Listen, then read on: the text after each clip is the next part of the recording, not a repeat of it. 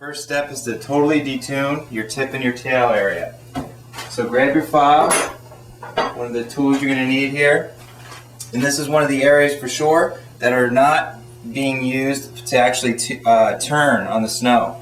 The only reason that there's metal edges here is to protect you from impacts on rocks, etc. So go ahead and take your file and get buck nutty here. Get aggressive. Really roll that thing over.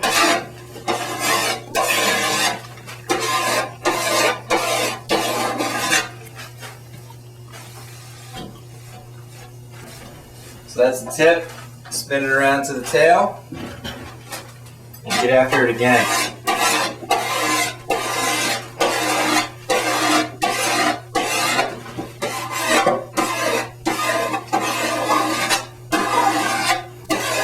Next step. In between your tip and tail is the place that we call the effective edge. When it comes from the factory, usually it's very, very, very sharp.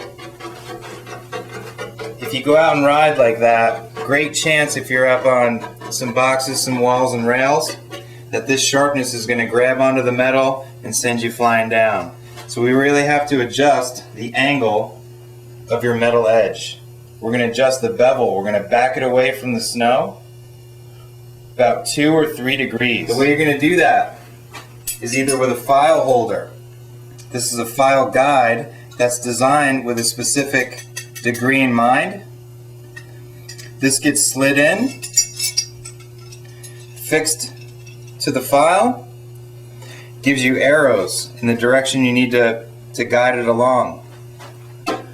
Put up right up against the file here, right up against the edge, and pull down. With every pass, you're taking off a little bit more file, or a little bit more edge with each pass.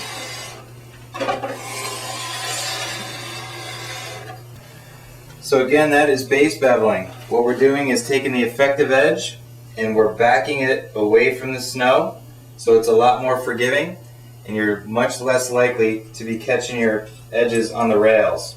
If you don't have a nice file guide like this, the old school way, take it out as long as you have your file. No worries, Batman. We're going to take some tape. This is electrical tape. You can also use duct tape, scotch tape, whatever it is, and wrap it around with electrical tape.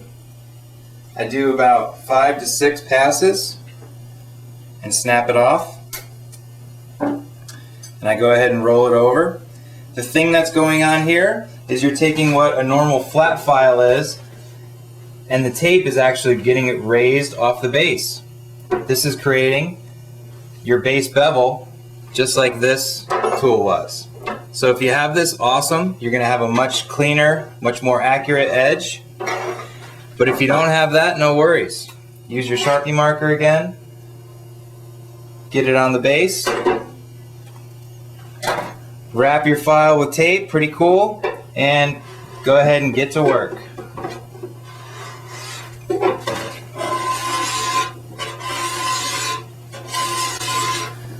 Alright, so we've used our file guides, and our tape if you don't have a file guide. And we've angled you back a little bit, beveled you back so that you're not going to go catching your edges on any rails.